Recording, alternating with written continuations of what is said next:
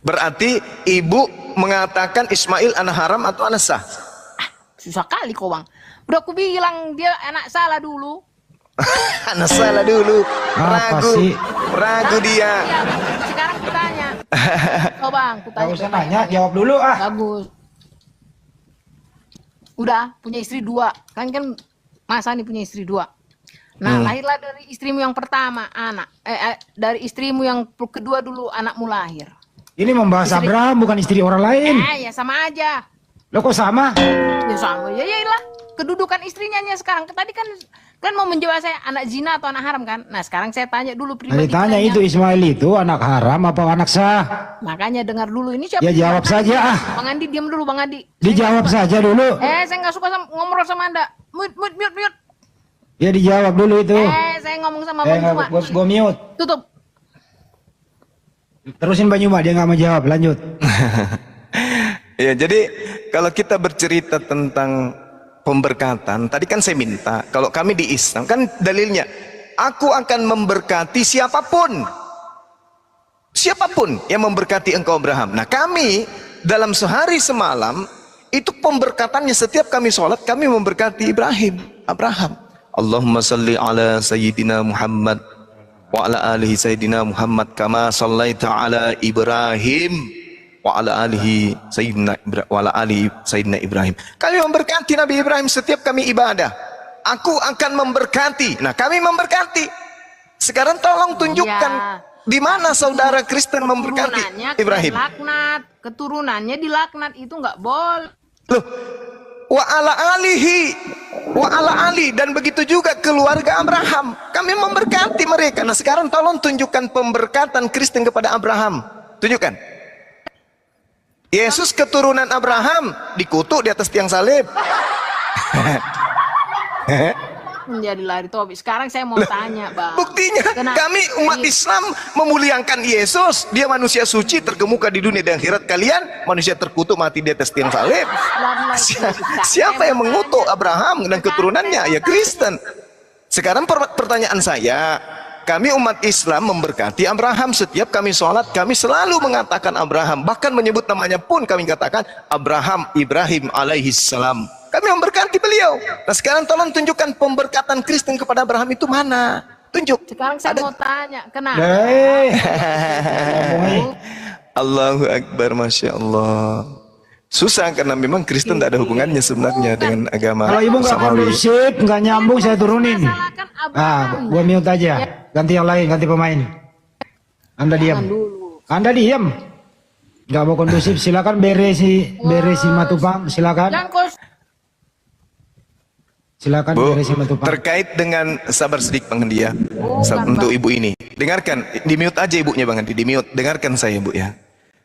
Tentang Nabi Ismail dibandingkan Ishak. Ismail itu bukan nabi. Itu dikutuk lagi. Bukan, memang kalau Allahu Akbar, Masya Allah. Ismail itu bukan nabi, Bang. Allahu Akbar. Kalau Ishak? Itu bukan nabi, itu anak perjanjian itu, Bang. Bukan nabi. Ya, nabi itu versi nabi ya, Bang. Biar kau tahu kenabian. Kenabian itu membawa pesan. Oh gitu.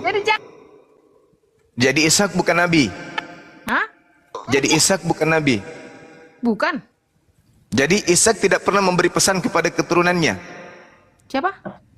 Ishak tidak pernah kemudian. Bukan nabi. Iya, Masa sih? Perjanjian.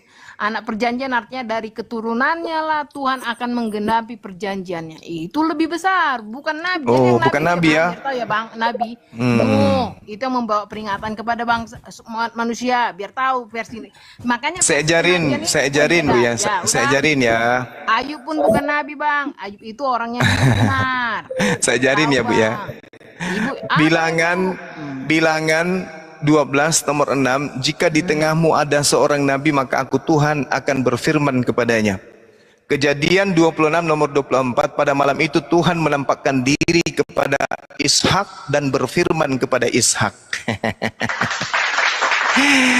Aduh, Anda belajar lagi Ibu, belajar lagi. Kalau orang belajar itu pasti akan tahu poinnya. Nah sekarang begini, terkait dengan Ismail dengan Ishak. Ulangan 21 nomor 17. Tetapi dia harus mengakui anak yang sulung. anak dari istri yang tidak dicintainya itu dengan memberikan kepadanya 2 bagian dari segala hartanya, sebab dialah kegagahannya dan pertama-tama dialah yang mempunyai hak kesulungannya. Sedangkan anak kedua dari istri yang dicintai hanya mendapatkan berapa? Ibu tahu? Ibu tahu? Itu perjanjian tentang siapa tuh, Bang? Pembagian warisan untuk Bani Israel, untuk Bani Abraham keturunan. Ya, Itu kaidahnya. Bukan gitu. untuk Ismail. Kalau abang bilang yang Nah, sekarang anak dari sulungnya Abraham itu Ishak. Dari kejadian aja tadi kita sudah bicara baik-baik. Tapi Siapa yang mana itu, Bang? Kejadian itu masuk udah sampai di mana, Bang? Loh. Pengaturan tentang seperti itu udah sampai setelah ada Israel, setelah ada Yakub. Iya tahu, tapi itu kan. Nah sekarang mana Cerita buktinya? Ismail, Mana cerita buktikan Ismail ke saya itu bahwa Se- mana buktikan ke saya bahwa yang dikorbankan itu adalah anak perjanjian? Mana dalilnya? Tunjukkan ke saya. Tunjuk ke saya bahwa yang diambil, mau diperintahkan dikorbankan itu adalah perjanjian. Mana dalilnya? Tunjukkan ke saya. Kalau ada saya turun nih sekarang, saya berhenti jadi apologet. Mana? Jangan Ismail kau bilang. Iya mana? Ambillah anak perjanjian itu. Mana dalilnya? Ambillah anakmu. Kata yang ambil anakmu yang sulung. siapa yang sulung antara Ishak dan Ismail? Si Ishak, Bang. Ismail itu, Bang. Allahu Akbar. Ishak itu anak sulung bagi Sarah. Sekarang anak sulung bagi Abraham yang diminta, bukan bagi Sarah. Siapa anak sulung bagi Abraham? Janji Tuhan dari Sarah lah keturunan. Iya, Ismail dengar Ibu. Yang diminta untuk dikurbankan siapa? Anak sulung atau anak perjanjian? Kenapa? Yang diminta untuk dikorbankan anak sulung atau anak perjanjian?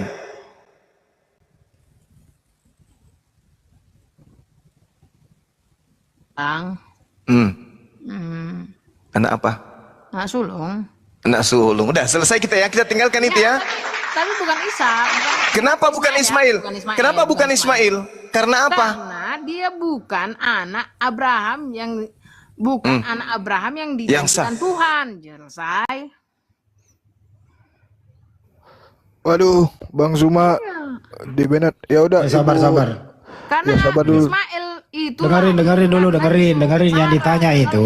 yang dijanjikan Tuhan itu. Yang ditanya itu sama Bang Juma, dengerin. Anak sulung Abraham siapa? Anak sulung Ishak. Anak sulung Abraham Ishak. Ishak lah. Loh, Ismail bukan? Bukan. Anak pertama Abraham siapa? Ishak. Jadi Ishak lebih tua daripada Ismail. Iya.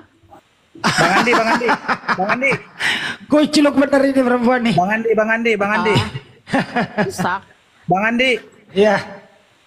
Jadi menurut Abang, anak sulung Abraham siapa? Ya Ismail lah. Ishak. Dari mana jalan Ismail? Itu. Siapa anak pertamanya Abraham?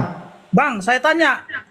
Ishak Siapa? itu Siapa nama anak pertamanya Abraham?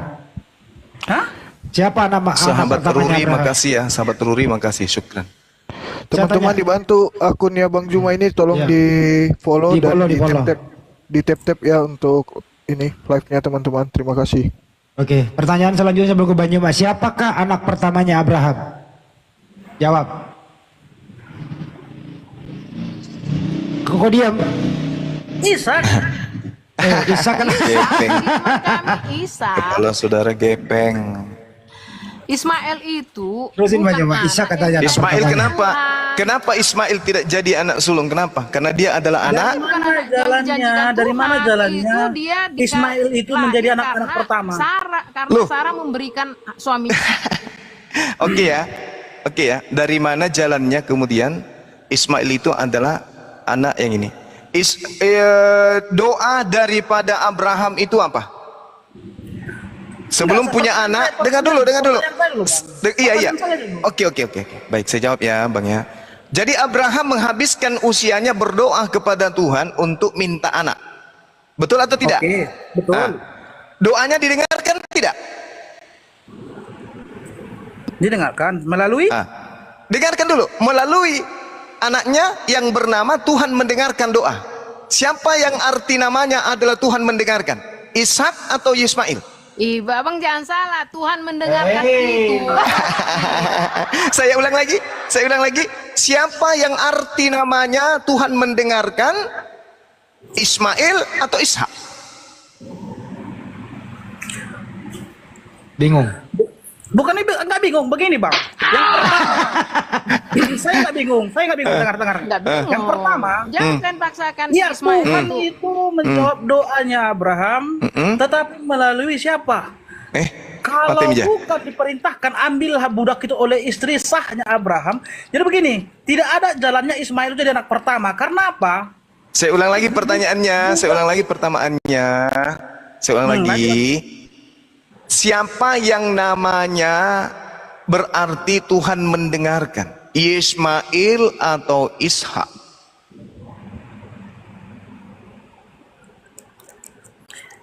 Bingung. Bukan bingung. Jalu, kenapa enggak jawab? Kan cuma dua nama, Ismail dan Ishak. Ishak artinya tertawa. Kalau Ismail artinya apa? Iya, Tuhan menjawab doa. Masya Allah. Tapi bagaimana dulu? Hendaklah engkau, dengarkan. Engkau mengandung dan akan melahirkan seorang anak laki dan akan menamainya Ismail, sebab Tuhan telah mendengarkan tentang penindasan atasmu. Subhanallah. Jadi kemudian ketika Abraham berdoa, dia berdoa, doanya dikabulkan, doanya didengarkan. Apa doanya? Itu doanya siapa itu bang? Doanya si Hagarnya itu bang. Saya tanya dulu, doanya Abraham apa? Minta apa? Minta budak atau minta anak?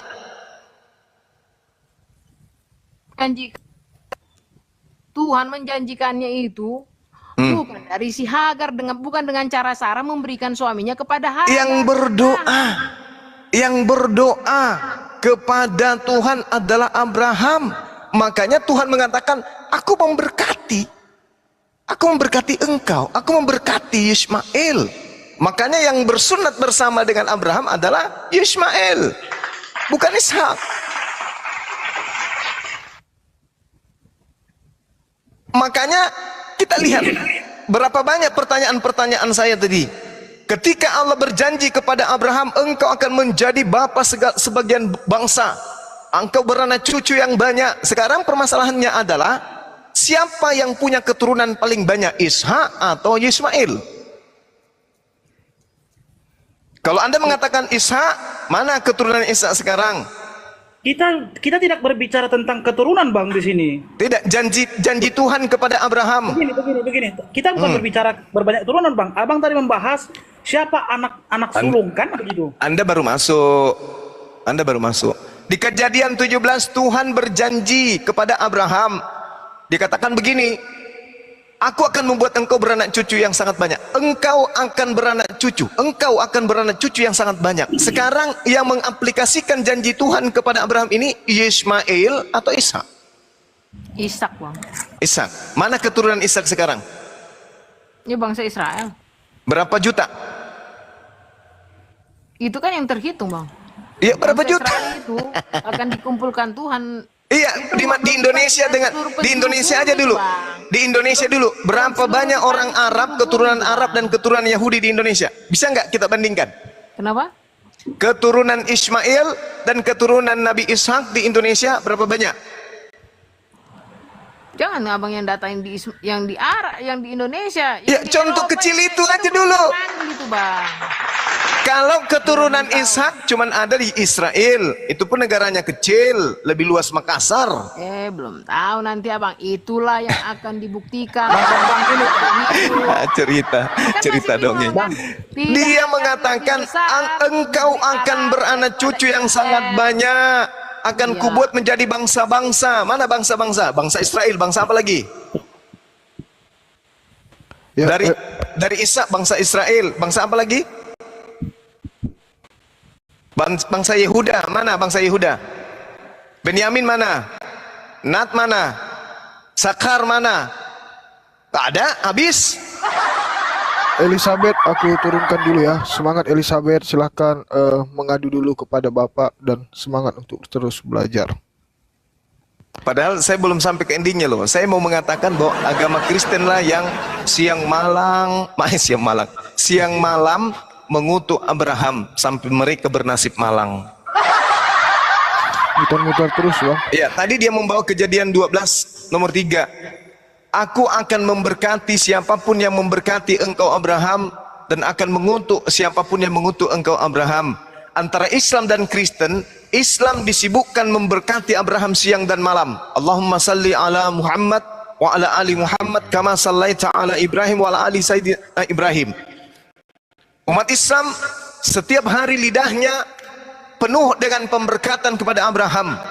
Kristen mana pemberkatannya kepada Abraham? Ada, Bang Suma. Apa itu? Anaknya berasal dari budak. Ismail adalah budak. Anak haram, anak tidak sah. Abraham tidak sabaran. Itu kutukan semua tuh. Yesus terkutuk. Itu kutukan kepada Abraham itu, karena Yesus adalah cucu Abraham. Kutuk hukum Taurat itu adalah kutuk. Tuhannya Abraham diganti menjadi manusia. Oke, Korban yang diajarkan oleh Abraham berupa hewan diganti jadi manusia. Jadi yang sibuk mengutuk Abraham adalah Kristen, dan yang sibuk memberkati Abraham adalah umat Islam. Demikian, lanjut. Masya Allah, Oke, baik, takbir, Allahu Akbar. Allahu Akbar. Teman-teman jangan lupa untuk di follow akunnya Bang Juma ya, karena ini sisa akun satu-satunya. Dan juga jangan lupa di tap-tap layarnya. Ya, sekarang saya perintahkan semua yang nonton 4.000 ini, minta tolong dengan rasa sukarela di follow sekarang akunnya Bang Juma. Tinggal satu ini loh, kalau ini habis gimana lagi? Ya di follow sekarang ya. Oke, makasih. Oke, makasih Bang Andi. Ya, kita sapa dulu nih Bang Story Keren. Sebentar ya Bang Bere. Jadi ini Bang Story Keren kemarin sempat berkeinginan untuk bersyahadat login. Apakah beliau datang kembali ke akun kita ini untuk login malam ini? Karena kemarin katanya dia ingin login bersama keluarganya. Selamat malam Bang Story Keren. Silakan dibuka mic-nya Bang. Story Keren. Assalamualaikum. Malam Bang, malam. Malam. Ya Bang, gimana kabarnya Bang? Baik-baik, puji Tuhan, amin. Alhamdulillah. Jadi gimana Bang untuk malam ini? Oh, baik-baik saja Bang. Apakah sudah niat dalam hati untuk bersyahadat malam ini jadi Bang? Atau masih Pastilah, ada? Bang. Kenapa Bang? Pasti. Pasti gimana nih Bang? Saya pasti Bang. Cuman tunggu waktu aja sini. Lagi Masih menunggu waktu. ya masih lagi masalah keluarga juga sini. Oh gitu ya Bang ya. Mungkin masih ada kebimbangan yang masih menjadi pertanyaan besar di diri Abang gitu Bang. Mungkin bisa sudah- Abang tanyakan di sini Sudah juga ada gitu. lagi. Sudah plong semua sih. Cuman tunggu waktu aja. Oh tunggu waktu aja ya. Baiklah kalau gitu Bang. Baik, nggak apa-apa. Kita balikin ke topik dulu ya, Bos. Senang sih ini dengar Bang Zuma nih. Ya, dengar aja dulu. Bang Juma, menurut Bere tadi, anak tunggal, anak pertama Abraham itu adalah Ishak. Jadi Ismail ini adiknya Ishak menurut si Bere, Bang Juma. Gimana? Bere siapa? Ini nih, si Bere sama Apa katanya? Menurut dia, Abraham itu anak pertamanya namanya Ishak. Ismail itu adik. Wih, gitu. Bang Zuma tunggu. Saya tidak ada bilang begitu ya. Saya pertanyakan tadi. Tadi ngomong begitu, Iya loh, saya bilang, saya katakan memang. Oke, saya tanya balik kalau gitu, dengerin. Iya, saya katakan. Ya, siapa anak pertamanya Abraham? Sebutkan. Jawab. Siapa anak pertamanya Abraham? Ishak, kan saya bilang Ishak. Ishak, Bang Juma. Jadi Anak Ismail anak pertamanya keberapa? Abraham Ishak. Tunggu Bang Zuma. Ya udah, diam. Biar saya jawab dulu, tunggu dulu, saya jawab. Ya. Sekarang gini, Hagar siapa Abraham? Sarai itu siapa Abraham? Hagar istrinya, Sarai istrinya juga. Tunggu dulu Bang. Yang saya tanya, Ya. yang dianggap anak pertama itu yang seperti apa? Iya, anak yang pertama, anak yang berasal dari kita yang pertama kali. Saya tanya Bang, Abang punya istri, iya kan? Ya. Terus abang punya selingkuhan tapi tidak ada ikatan pernikahan. Yang menjadi anak sah abang itu siapa? Menjadi Dua-duanya anak saya. Ini dua-duanya. menuduh Abraham selingkuh berarti ini. Berarti Anda mengatakan Abraham berzina gitu? Loh, Waduh, parah ini. bukan Itulah begitu, yang Bang. dikatakan orang Kristen itu sibuk Dengar. mengutuk. Dengar Bang, kejadian Dengar Bang, parah, Kejadian, parah, Bang. parah. Marah kau. Jadi saudara mengutuk Abraham dengan mengatakan bahwa dia memiliki anak dari hasil zina. Begini Bang, Ismail itu ada karena seizinnya Sarai. Bukan itu yang dibahas. Tadi jawab mendadak dulu, saya luruskan dulu. Tidak ada ikatan. Anak tertua Abraham siapa? Anak tertua Abraham siapa?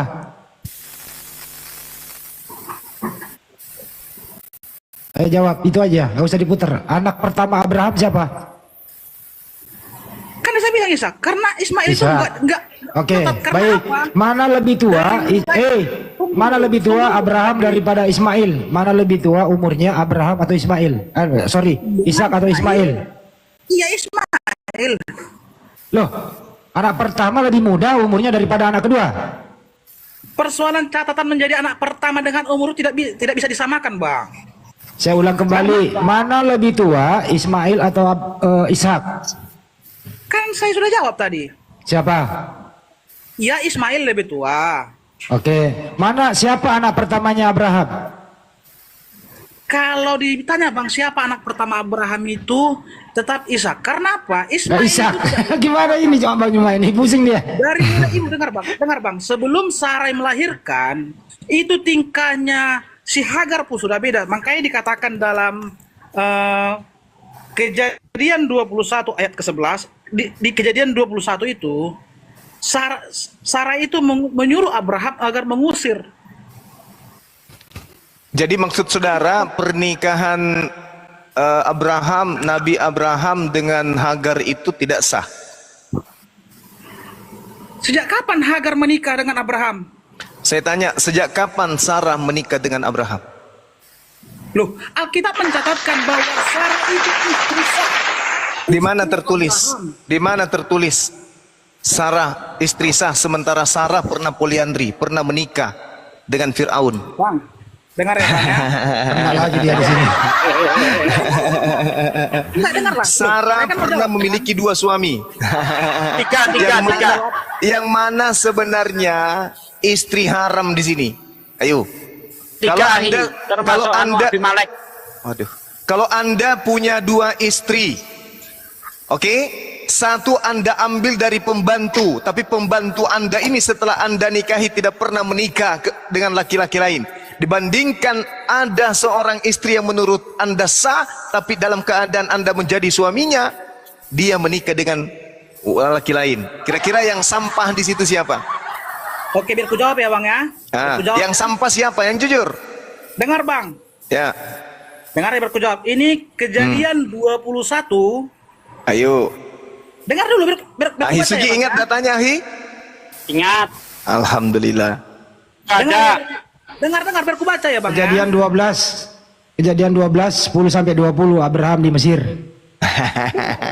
Aku kan gimana ya kalian itu kita mau berdiskusi tapi kalian bicara Ya, semua. pertanyaan saya, ada istri, ya istri kedua, walaupun statusnya dia adalah budak menurut kalian, padahal dia adalah anak seorang raja dari Mesir.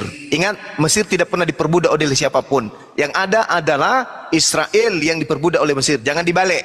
Sebenarnya yang budak di sini siapa? Oke, pahami itu dulu. Mesir tidak pernah diperbudak. Oleh karena itulah kemudian Hagar ini bukan anak budak, dia adalah anak seorang raja. Apa kedudukan seorang raja, anak raja itu? Permaisuria, bukan ya? Putri seorang raja itu apa kedudukannya? Anak raja. Anak raja dia itu, bukan budak, itu Sarah Hagar. Oke? Nah sekarang permasalahannya, Hagar ini tidak pernah menikah, tidak pernah disentuh laki-laki lain, tidak pernah ditiduri laki-laki lain.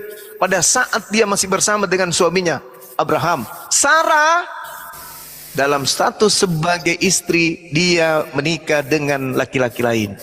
Yang mana yang sampah di sini, yang mana yang budak di sini?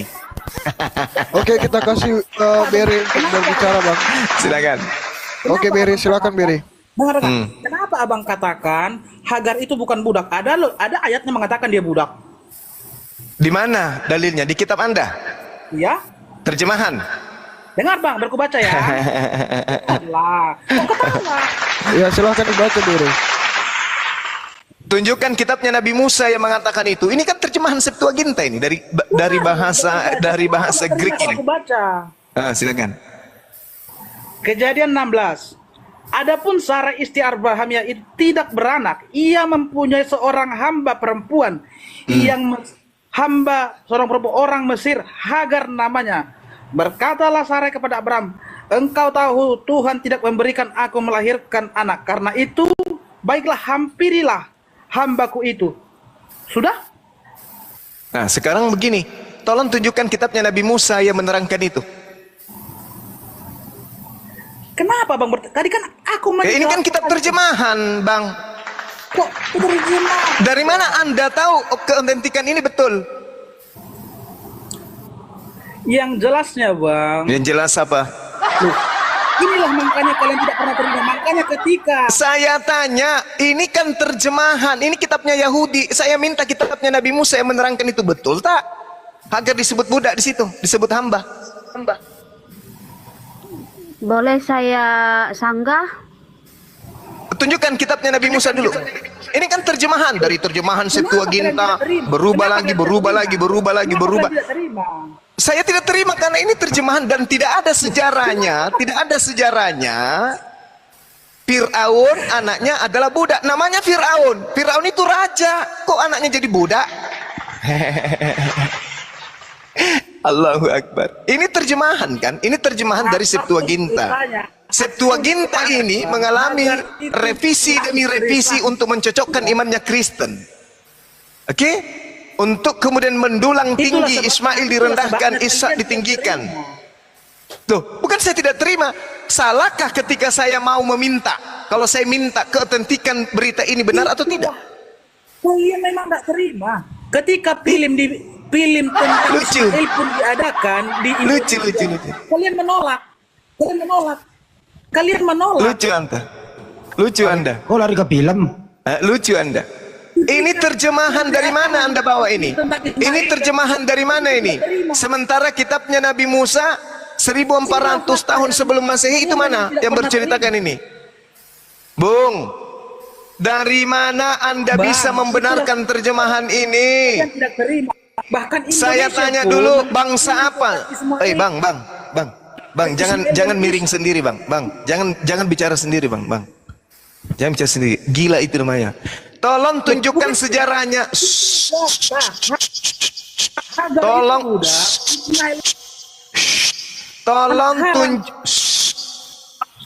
Tolong tunjukkan kepada saya siapa yang pernah memperbudak Mesir. Bang Beri, silakan dibuka mic-nya, Bang. Kenapa kalian tidak terima kalau Ismail itu anak haram? Kena deh. Bahkan Kena deh. Ingat ya, udah. Diturunkan. Host, turunkan. Anda turun, Pak. Dengarkan baik-baik. Semua Kristen, seluruh dunia dengarkan. Belum pernah saya menemukan ada seorang Kristen yang tidak menuduh Ismail itu anak haram. Kalau seorang anak haram, berarti bapaknya berbuat haram. Oke, dengarkan, saya ulang lagi. Kalau ada anak haram, berarti ada orang tua haram. Tidak mungkin Hagar hamil kalau tidak ada yang menghamili. Karena yang menghamili adalah Abraham, berarti yang berbuat haram adalah Abraham. Berarti kalianlah orang yang dinubuatkan di dalam Kejadian 12 nomor 3. Aku akan mengutuk siapapun yang mengutuk engkau Abraham. Kalau di Islam, dengarkan. Allahumma salli ala Sayyidina Muhammad wa ala alihi Sayyidina Muhammadin. Kama sallaita ala sayyidina Ibrahim wa ala ali sayyidina Ibrahim wa barik ala sayyidina Muhammadin kama barakta ala sayyidina Ibrahim wa ala ali sayyidina Ibrahim fil alamin innaka Hamidum Majid. Umat Islam siang malam sibuk mulutnya memberkati Abraham. Dalilnya sangat jelas. Aku akan memberkati siapapun yang memberkati engkau Abraham. Umat Islam memberkati Abraham, berarti terjawab umat Islam yang diberkati oleh Tuhan pencipta langit dan bumi. Sedangkan yang dikutuk barusan ada orang Kristen mengatakan Ismail anak haram. Bagaimana mungkin anak itu bisa haram kalau orang tuanya tidak berbuat haram? Berarti yang dikutuk oleh Tuhan selama ini adalah Kristen. Makanya orang Kristen itu tidak bisa membedakan antara manusia dan Tuhan. Karena dia dikutuk. Saya sudah bilang, Kristen itu adalah agama yang dikutuki oleh Tuhan. Itu pasti itu. Itu buktinya. Ismail anak haram. Ismail anak haram. Berarti Abraham haram. Perbuatan Abraham berarti haram. Dengan menuduh Abraham berbuat haram, berbuat zina, itu sama halnya mengutuk Abraham alaihissalam. Jadi orang agama Yahudi, jadi agama yang mengutuk Abraham siapa? agama Kristen, agama Kristen. Makanya orang Yahudi itu menganggap kalian itu hewan di dalam Talmud. Dan kitabnya orang Kristen tak boleh dibaca kata Talmud. Oke? Karena kitab itu adalah kitab yang berasal dari setan kata Talmud. Makanya diceritakan kemudian bahwasanya orang-orang Yahudi sampai hari ini sangat marah ketika kalian mengatakan bahwa Sarah Hagar itu adalah Buddha, Ismail itu adalah anak haram dari bapak mereka Abraham. Mereka sangat marah. Makanya orang Yahudi lebih merangkul Islam daripada Kristen. Karena Kristen ini dianggap sebagai bidat, penyesat. Demikian. Oke. Ini kayak Rasmi udah gak sabar mau menyanggah pernyataan Bang Juma ya, Rasmi. Silakan dibuka mic-nya, Rasmi. Harus ke topik ya, jangan pindah topik ya. Ya, tadi Ya, saya mau silakan. sanggah mulai dari Sarah tadi ya. Itu bukan seperti itu dalam Alkitab ya Bang, tetapi ini di sini Kejadian 12 ayat 11 ya. Pada waktu ia akan masuk ke Mesir, berkatalah ia kepada Sarai istrinya, memang aku tahu bahwa engkau adalah seorang perempuan yang cantik parasnya. Apabila orang Mesir melihat engkau, mereka akan berkata, itu istrinya. Jadi mereka akan membunuh aku dan membiarkan engkau hidup. Katakanlah bahwa engkau adikku, supaya aku diperlakukan mereka dengan baik karena engkau. Dan aku dibiarkan hidup oleh sebab engkau. Jadi itu bukan Baca terus Bu, baca terus Bu, ya. sampai habis. Baca terus, sampai habis baca. Sesudah Abram masuk ke Mesir, orang Mesir itu melihat bahwa perempuan itu sangat cantik. Dan ketika punggawa-punggawa Firaun melihat Sarai, mereka memuji-mujinya di hadapan Firaun. Sehingga mereka dibawa ke istananya. Firaun menyambut Abram dengan baik. Terus Kan Bu. di sini kau baca Terus dulu. 16-nya.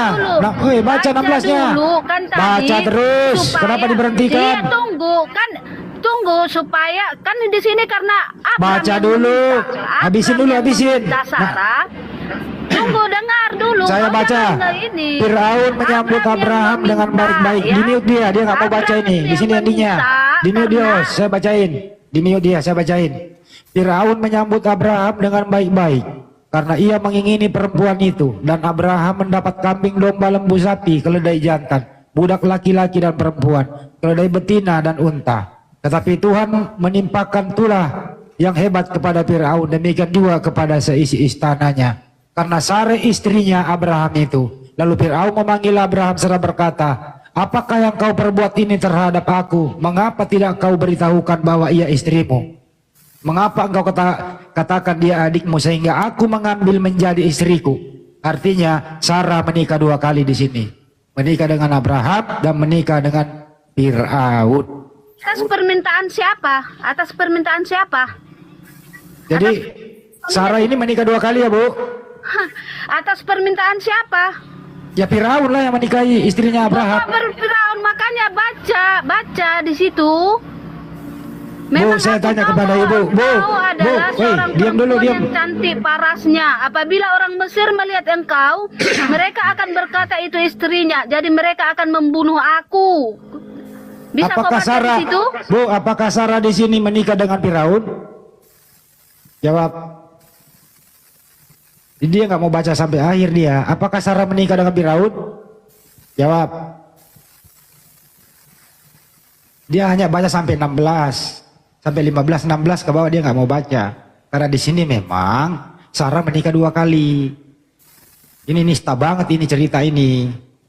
Lanjut Banyuma. Nggak mau baca dia ke bawah. Jadi ini kutukan demi kutukan yang dilakukan oleh agama kalian.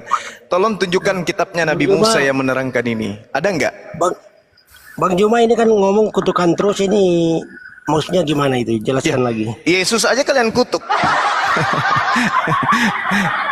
Ini kan jelas ini kan Bang? Jelas. Itu dari Bang Juma yang mengatakan begitu. Lah, yang mati di atas tiang salib siapa Bang? Saya sudah berusaha berbulan saya berusaha menjelaskan bahwa yang mati terkutuk adalah Yudas. Tapi kalian Kristen berusaha untuk mengatakan yang mati terkutuk adalah Yesus. Yesus itu keturunan Abraham. Kenapa kalian harus kutuk? Sementara di Kejadian 12 nomor 3, aku akan mengutuk siapapun yang mengutuk engkau Abraham, dan akan memberkati siapapun yang memberkati engkau Abraham. Alhamdulillah kami aman, karena kami siang malam memberkati Abraham. Saya sudah bacakan tadi doa salat kami. Allahumma salli ala sayyidina Muhammad dan seterusnya. Kama sallaita ala Ibrahim wa ala alihi, dan termasuk pada keluarganya. Kami memberkati keluarga Abraham. Termasuk Yesus. Itu sibuk, itu kami disibukkan amalan-amalan itu. Bulan puasa ini kami sibuk memberkati Abraham dan keluarganya. Sementara kalian sibuk mengutuk. Sampai Yesus pun harus mati terkutuk. Buktikan. Yesus mati terkutuk, dalilnya di mana? Galatia 3 nomor 13. Bisa bacakan nggak? Coba bacakan. Oke. Ada yang bisa baca? Bisa. Silakan. Hukum Taurat mengandung kutuk karena kita. Sebab Yesus telah menebus kita dari kutuk hukum Taurat menjadi kutuk karena kita. Sebab ada tertulis, terkutuklah orang yang digantung di tiang salib. Ini hafalan nih. Ya itu sudah, makanya kalau nggak paham saya jelaskan gitu loh. Ya, silakan. Itu artinya kutuk itu sebenarnya yang disalib kita, manusia yang terkutuk. Karena dia loh. Ya ini kan makanya saya jelaskan dulu. Loh, itu kan yang terkutuk kan manusia. Ayo Bang Andi sama Bang Juma. Yang terkutuk manusia, cuma Yesus itu sendiri yang berkorban untuk manusia itu. Aduh. Yang terkutuk itu bukan dia yang terkutuk, dia anak Elohim yang suci. Tidak mungkin dia terkutuk. Makanya baca baik-baik itu Alkitab, jangan cuma baca-baca. Coba kau baca lagi deh. Coba kau baca kalau dia. Ya bacakan Bang. Saya bacain lagi ya. Saya bacain lagi nih. Kristus telah menebus kita dari kutuk hukum. Dengarin saya bacain dulu. Kamu kan nggak punya Bible. Ya. Kita hafal ini loh. Ini merem saya baca nih. Kristus telah menebus kita dari kutuk hukum Taurat dengan menjadi kutuk karena kita. Sebab ada tertulis, terkutuklah orang yang digantung di tiang salib. Paham nggak bahasa Indonesia tuh? Terkutuk orang yang digantung di tiang salib, yang maksudnya kan yang dibilang Bang Juma, Bang Handi, yang Yesus yang terkutuk di tiang salib. Itu siapa yang disalib? Yesus, tapi kan bukan begitu cara menganalisis, bukan begitu. Bagaimana cara membantah Paulus? Coba, bagaimana cara membantah Paulus? Coba. Tidak membantah Paulus, itu kan yang disalib sebenarnya. Apa lagi sih yang kok Bang Juma lagi diribut lagi sih? Disalib. Sekarang kalau seandainya nada terjadi penyalipan kayak apa sudah manusia pada waktu itu? Coba diulang lagi. Coba diulang ya. Coba itu diulang. Teman-teman bantu di ayat tab-tab ya, itu teman-teman. saya artikan gitu loh maksudnya. Kamu punya Bible nggak sih? Kamu ini nggak baca Bible tapi kamu bantah saya. Ntar aku lihat dulu lah. Baca dulu deh. Baca gitu ya. Belum baca udah nafsir. Iya, kita ini hafal mati. Baca aja, lu diam dulu, lu baca dulu baru ngomong. Ya, soalnya iya, kamu salah ini salah ngomong. Baca dulu. Bang Andi yang baca. Bang Andi baca, Bang Andi. Kau percaya nggak bacaanku? Kau percaya nggak bacaanku?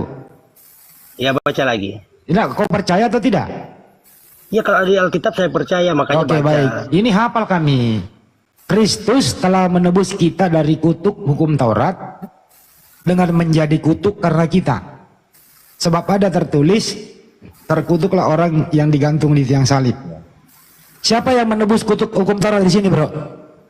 Yesus Yesus, baik. Ya. Yesus. Siapa yang dengerin? Siapa yang menjadi kutuk karena kita di sini siapa? Manusia, makanya Siapa? Siapa manusia itu?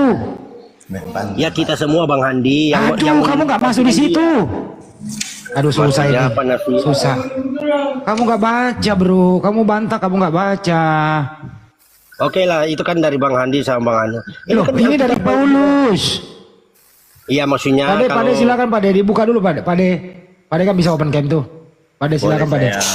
Masuk. Diam dulu diam dulu kau. Diam dulu. Ya nih. Diam dulu. Biar Pade yang jelasin sambil dibuka datanya. Mbak Yani, boleh saya masuk? Sebentar kepasin lu, diam dulu. Ya. Apa dibukakan apa Bang Andi? Galatia 3:13. Oke. Galatia 3:13. Nih, Tuh, coba baca. Kristus telah menebus kita dari kutuk hukum Taurat dengan jalan menjadi kutuk karena kita. Sebab ada tertulis, terkutuklah orang yang digantung pada kayu salib. Nah, pertanyaannya nih, siapa di sini yang menjadi kutuk? Diam dulu kau. Di sini Yani, siapa yang menjadi kutuk karena kita? Yani, siapa yang menjadi kutuk karena kita di sini? Siapa yang mau jadi kutuk? Siapa? Siapa yang mau jadi kutuk? Siapa? Siapa yang mau jadi kutuk? Ya saya tanya kau, ini datamu. Saya tanya kamu yang siapa yang mau jadi kutuk? Kok tanya balik kamu ini, kok kamu gak kuping ya? Kalau kamu tanya gitu, saya tanya balik. Karena kamu tidak paham-paham dari dulu. Oke, saya jawab. Menurut Paulus, yang terkutuk adalah Yesus. Ya, siapa yang punya inisiatif? Paulus. Paulus. Ini nggak bisa baca. Ini yang menulis Galatia siapa? Yang punya Galatia siapa? Ya kan Yesus yang menjadi kutuk. Yang menulis Galatia 3:13 siapa? Yang punya inisiatif. Yang punya Galatia siapa? Bukan kita. Aduh, ini orang kok nggak ada yang normal. Di mana Yesus punya inisiatif dia akan menjadi kutuk di mana? Ayatnya mana? Kan Kristus menjadi kutuk. Di situ kapan? Di situ tertulis. Anda tadi mengatakan itu inisiatif Yesus. Sekarang inisiatif Yesus tertulis di mana itu? Bohong lagi, bohong lagi. Bohong. Anda tadi mengatakan, bentar, gantian. Bentar. Anda tadi mengatakan itu atas inisiatif Yesus. Menjadi kutuk itu atas inisiatif Yesus. Pertanyaan saya, di mana ada tertulis Yesus ngomong begitu? Ayo, mana? Di kalimat yang pertama. Ini mah idenya Paulus. Paulus yang punya ide. Yesus. Paulus yang punya ide bahwa Yesus itu telah menjadi kutuk. Paulus bisa ngomong apa? Ya, Bang Andi, mana Bang Andi? Itu Yesus yang menebus. Baca baik. Ya, kamu tuh menghindar terus saya. Menghindar gimana? Orang di sini dikatakan Kristus telah menebus kita dari kutuk hukum Taurat. Menurut Anda, ini adalah inisiatif Yesus. Pertanyaan saya, kalau memang benar itu inisiatif Yesus, tertulis di mana? Tampilin lagi, Pak. Tampilin lagi belakangnya. Nggak perlu, Bang Andi. Sudah tahu dia itu. Ya, kenapa Paulus mengatakan itu? Karena menurut Paulus, hukum Taurat itu adalah sampah. Ngerti? Mau tahu ayatnya? Kasih Pak De. Bentar, saya bukakan ya. Ya aja lah. Menurut Paulus, hukum Taurat itu sampah. Kalimat, ya. Kalimat jelas yang inisiatif. Bentar. Oke, lu ngomong melulu, lu otak lu nggak pakai diskusi pakai otak. Di dalam Filipi 3 ayat 8, kalau kita baca dari ayat 6, ini akan ketahuan ini. Malahan segala sesuatu kuanggap rugi karena pengenalan atas akan Kristus Yesus Tuhanku lebih mulia daripada semuanya. Oleh karena dialah aku telah melepaskan semuanya itu dan menganggapnya sampah supaya aku memperoleh Kristus. Berarti Jadi menurut Paulus, hukum Taurat itu sampah. Paulus siapa? Apa sih? Nggak ngerti dia nggak punya otak, dia bicara doang. Data yang dia bantah-bantah terus. Ya. Kau itu sebenarnya melawan kamu Paulus. Ada otak juga. Kalau kamu ada. Udah turunin lah. Nggak sekolah ini. Cuma ini kan. Gimana? Setuju diturunin orang kayak gini? Ya, Itu turunin kan aja. jelas Nggak ngerti dia. Jelas Kristus punya inisiatif di situ. Oh, bohong melulu. Yesus punya inisiatif. Tanya ayatnya mana? Muter. Mana itu? Yesus punya inisiatif, dia akan menjadi kutuk itu di mana ayatnya? Bohong-bohongan aja nih. Ya jelas di sini memang ya kalian ini suka mengutuk sih, gitu ya. Udah diselamatkan oleh Bang Juma, kita semua sering edukasi bahwa yang terkutuk di tiang salib itu bukan anaknya Maria, tapi orang fasik yang suka makan suap, yaitu Yudas. Wajar dia karena dia orang zolim, bekerja sama dengan iblis, gitu loh. Jadi Yesus sama Sia nggak patut dikutuk gitu. Pak D noise, maaf saya mute dulu Pak D. Gitu lah ya. Ya nih ya. Kita ini mau menyelamatkan Anda untuk mengutuk Yesus, tapi Anda tetap ngotot, tapi dikira dikasih data, Anda mengatakan tidak. Tulisannya Paulus sangat jelas. Kristus telah menebus kita dari kutuk hukum Taurat dengan menjadi kutuk karena kita. Jadi Yesus itu menebus kutuk hukum Taurat, kemudian dia menjadi kutuk karena kita. Diperjelas Ya, kalimat itu berikutnya kalau itu adalah, betul, dengerin dulu, diperjelas Paulus, terkutuklah orang yang digantung di tiang salib. Yesus itu digantung di tiang salib. Itu loh. Tapi kan dia anak Elohim, Bang Andi, suci. Mau dia Nggak anak siapa? Yang jelas kau setuju nggak itu Tuhanmu terkutuk? Silakan teman-teman, Banyuma udah naik ganti akun baru, langsung di follow ya. 4,3 yang nonton. Tolong teman-teman langsung di follow ya. Ini kan Bang Andi, kalau masalah kutuk banyak di Alkitab ini. Seperti yang tertulis di Galatia 1 ayat 18, biarlah kutuk Tuhan menimpa siapapun, termasuk kami atau bahkan malaikat dari surga yang memberitakan kabar baik dan berbeda dengan kami beritakan kepada Anda. Itu kutuk juga itu. Jadi lu setuju Tuhanmu dikutuk? Tidak, Bang Andi, tidak mungkin lah dikutuk dia. Terus apa maksudnya itu Paulus nulis kayak gitu? Itu kalau di kayu salib itu terkutuk untuk Ya, siapa yang terkutuk di kayu salib? Manusia, Bang Andi. Cuma ya Siapa nama manusia itu? Manusia semuanya itu, Bang Andi, semua yang manusia pada Apakah waktu semua itu. manusia ini digantung di salib?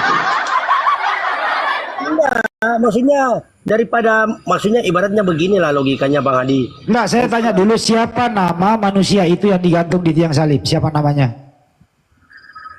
Yesus lah itu Ya, yang disalib. Yesus yang disalib. Menurut Paulus dia terkutuk, setuju nggak?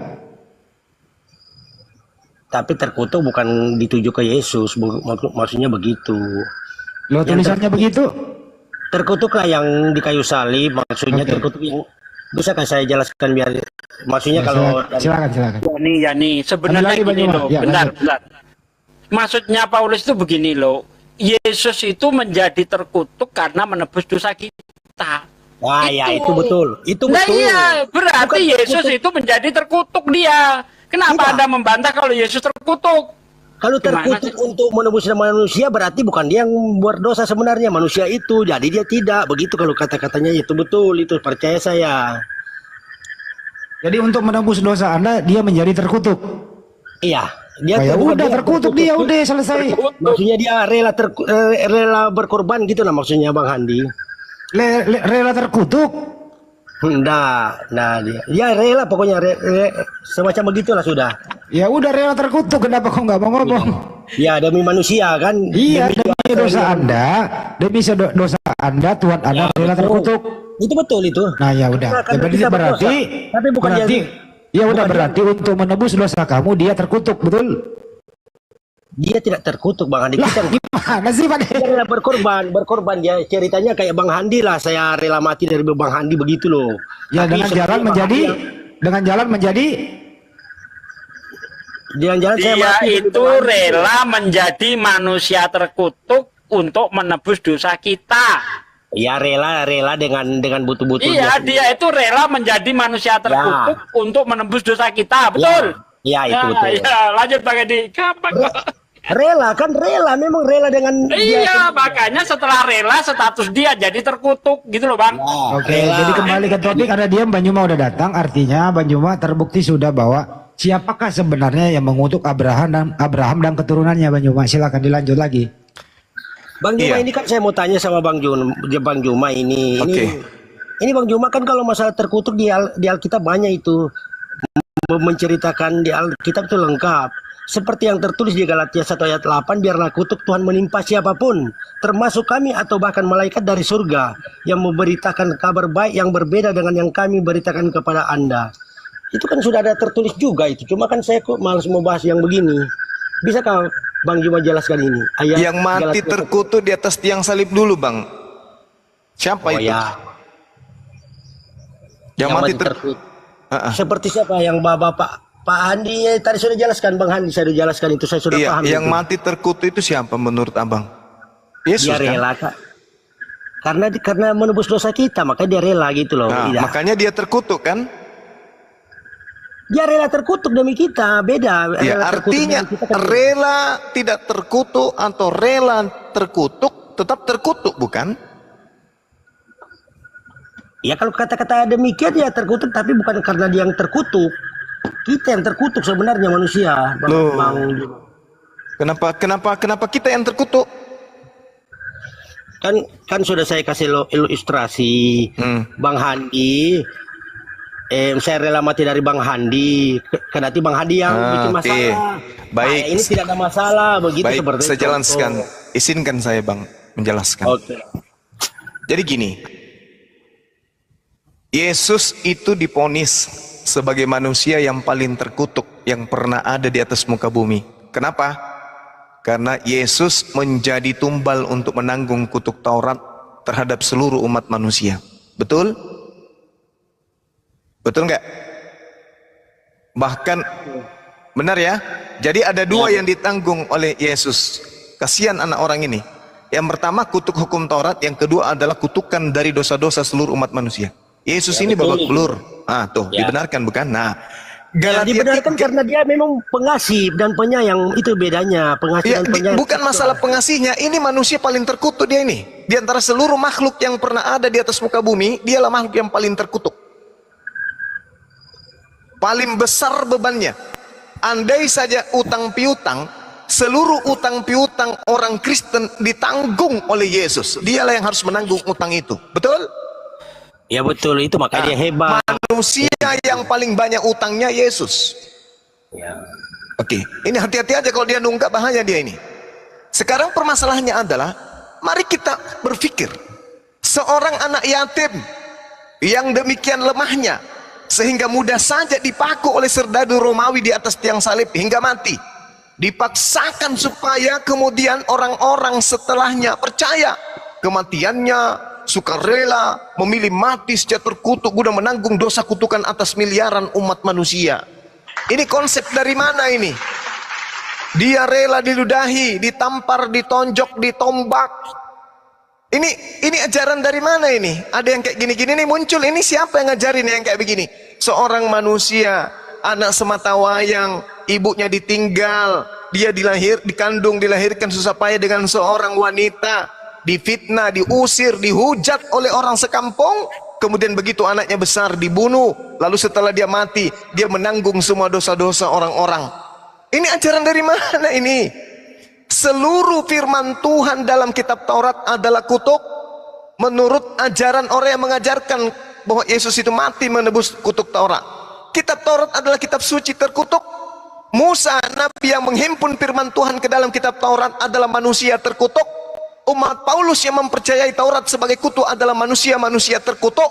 Dana perpuluhan dari jemaat yang dinikmati oleh para niawan gereja adalah dana terkutuk. Kenapa? Karena semuanya unsurnya berasal dari kutukan. Ini yang perlu dipahami nih. Serba terkutuk, serba terkutuk, serba terkutuk. Semua dosa. Bayangkan, sebelum Kristen Indonesia, Pak, sebelum Kristen Indonesia, yang lebih pertama percaya adalah orang Roma, orang Yunani. Anda tahu apa dosa-dosa orang Roma? Dosa-dosa orang Yunani? Pertama, mereka semuanya orang yang tidak pernah menyembah kepada Tuhan, orang yang tidak mengenal hukum Tuhan. Dosa-dosanya semuanya dilimpahkan kepada satu manusia bernama Yesus. La haula wala quwata illa billah. Kalau orang Kristen mungkin baik-baik, tapi ini orang Romawi, Pak, orang Yunani. Orang Romawi, orang Yunani menjadikan Yesus sebagai tumbal di atas tiang salib. Dosa mereka memperkosa anak kandung, dosa mereka membunuh anak kandung, dosa mereka memperkosa ibu kandung, dosa mereka membunuh saudara kandung, dosa mereka mencuri, merampok, merampas, mencabuli, mensinahi, semua ditanggung oleh Yesus. Yesus manusia paling kotor. Disebabkan karena kalian, makanya Al-Quran datang kemudian mensucikan beliau. Yang begitu jauh Anda hinakan, nistakan.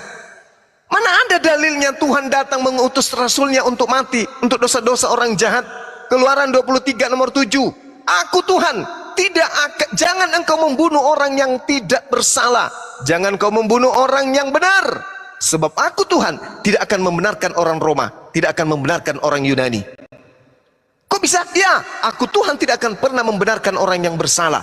Tapi faktanya sekarang orang bersalah dibenarkan, dengan jalan orang benar disalahkan. Yesus benar, orang Roma Yunani salah. Yesus menjadi salah dengan mati di atas tiang salib. Orang Roma Yunani menjadi benar. La haula wala quwata illa billah. Agama apa ini? Makanya Yesus mengatakan, waspadalah kepada serigala-serigala yang datang kepadamu menyamar seperti domba.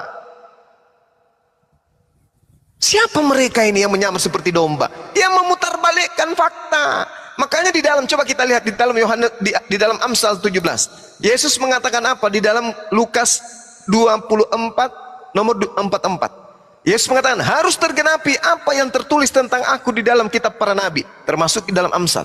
Coba kita lihat. Orang fasik menerima hadiah suapan dan pundi-pundi untuk membelokkan jalan hukum. Orang fasik. Siapa yang fasik? Yudas. Kenapa Yudas disebut fasik? Karena dia makan suap. Apa akibatnya? Kebenaran kemudian dibelokkan.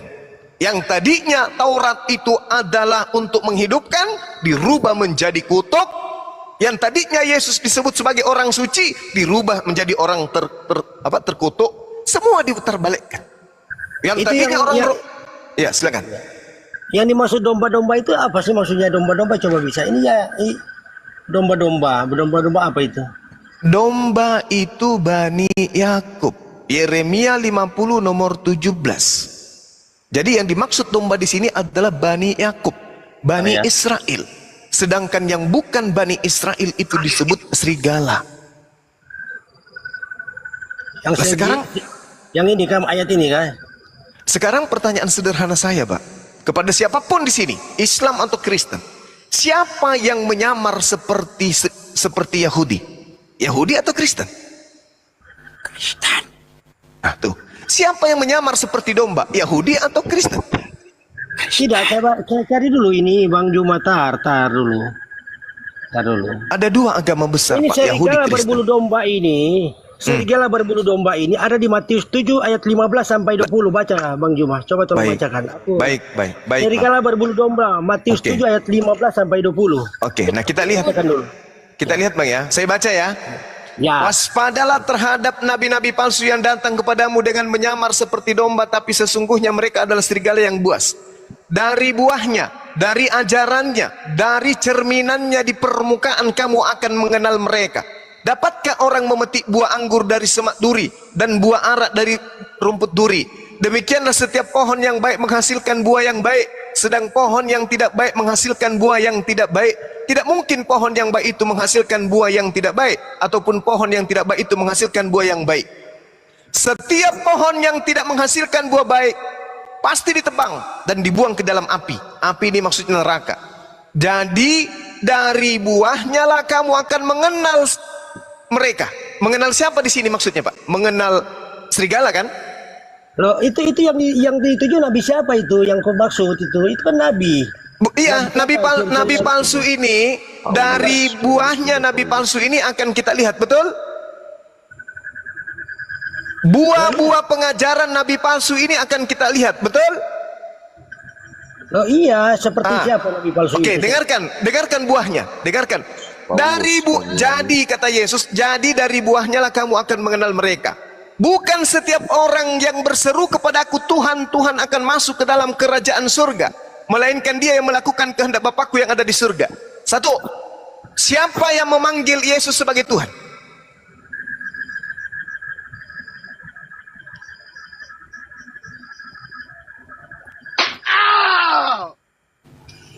Gimana nak yang Siapa yang memanggil Yesus sebagai Tuhan? Ya saya lah termasuk Ya. juga. Kristen. Oke. Apakah itu kehendak Bapa? Ya kehendak yang Mana saya kehendak baca. Bapa? Mana kehendak Bapa Elohim agar orang-orang memanggil Yesus Tuhan? Dia kan sudah bilang, saya sudah bilang kemarin itu dia adalah Bapa saya dan Bapa satu. Kan sudah saya kasih tahu yang Dengarkan kemarin. Pak. Dari buahnya kamu mengenal mereka. Bukan setiap orang yang berseru kepadaku Tuhan, Tuhan akan masuk ke dalam kerajaan surga. Melainkan mereka, dia yang melakukan kehendak Bapakku yang ada di surga. Atas kehendak siapa kalian memanggil Yesus itu sebagai Tuhan? Karena dia mengatakan itu, saya dengan Bapa adalah satu. Kan sudah nyata. Atas itu. kehendak siapa Anda memanggil dia itu Tuhan?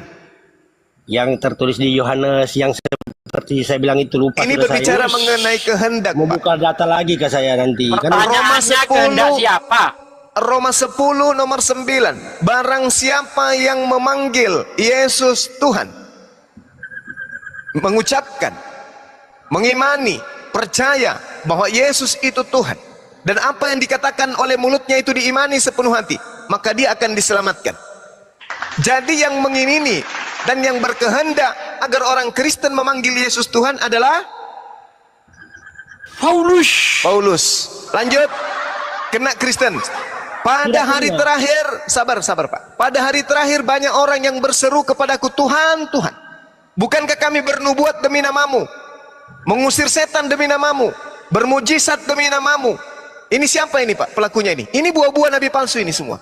Nah, Dari oke. buahnya kau mengenal dia. Memanggil aku Tuhan, bermujizat pakai namaku, bernubuat pakai namaku, mengusir setan pakai namaku. Ini siapa ini Pak? Itu Kristen, nabi palsu. Kristen atau Yahudi? Lain nada di Kristen ada di Yahudi. Nanti saya bacakan dulu. Kristen atau Yahudi yang memiliki buah ini? Ada dua pohon Pak, pohon Yahudi dan pohon Kristen. Pohon mana yang membuahkan pengikutnya, buah-buahnya itu memanggil Yesus Tuhan, bermujizat pakai nama Yesus, mengusir setan pakai nama Yesus? Batang Yahudi atau batang Kristen? Jawab. Kristen lah. Ah, Kristen. Alhamdulillahirabbil alamin. Begini ya, Apa kata ini kan Yesus? Sabar 30 detik. Pada waktu itulah aku akan berterus terang kepada mereka, aku tidak pernah mengenal kamu, enyahlah daripadaku kalian semua pembuat kejahatan.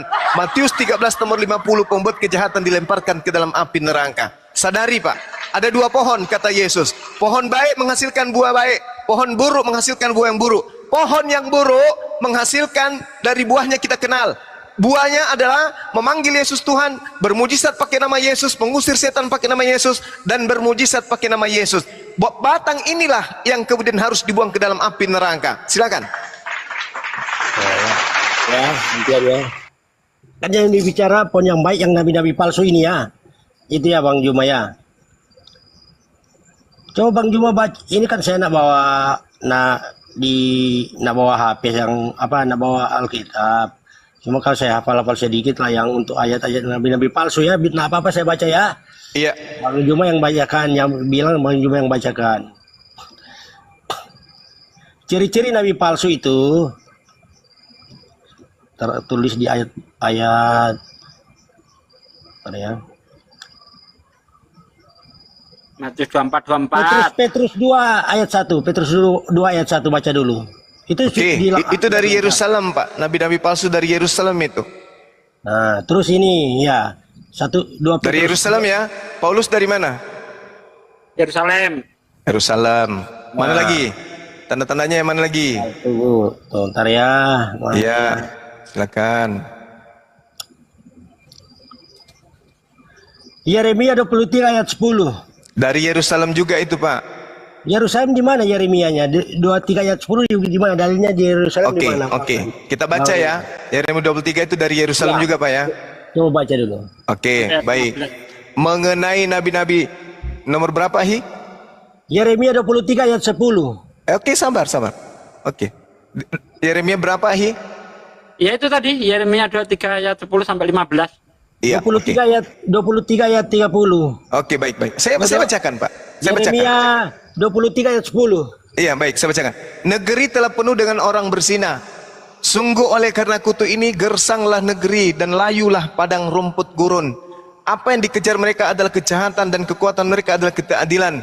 Sungguh baik nabi maupun iman berlaku fasik. Di rumahku pun juga mereka mendapati kejahatan, aku mendapati kejahatan mereka. Demikianlah firman Tuhan. Sebab itu jalan mereka seperti jalan-jalan licin bagi mereka, di dalam gelap mereka akan tersandung dan akan jatuh di sana, sebab aku mendatangkan malapetaka atas mereka dalam tahun di waktu mereka dihukum. Demikian firman Tuhan. Di kalangan para nabi Samaria aku melihat ada kurang pantas.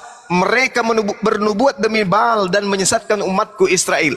Tetapi di kalangan nabi-nabi Yerusalem aku melihat ada yang mengerikan. Mereka berzina dan berkelakuan tidak jujur.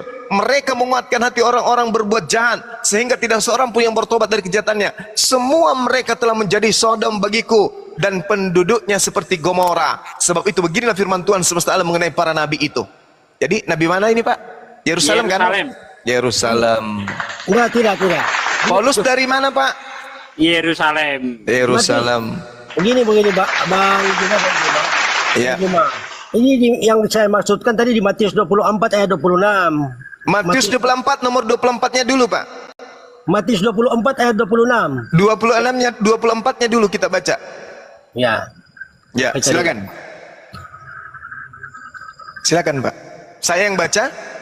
Ya, bisa Bang Juma yang baca. Oke. Soalnya Sebab Mesias palsu dan nabi-nabi palsu akan muncul, dan mereka akan mengadakan tanda-tanda yang dahsyat dan mujizat-mujizat, sehingga sekiranya mungkin mereka menyesatkan banyak orang-orang pilihan. Camkanlah, aku sudah mengatakan terlebih dahulu kepadamu. Jadi apabila ada orang berkata, lihat ada di padang gurun, janganlah kamu pergi di situ. Atau lihat dia Yesus ada di bilik, jangan kamu percaya. Pertanyaan saya, Pak, siapa yang ditemui Paulus ketika dia di padang gurun menuju Damsik? Yesus. Loh,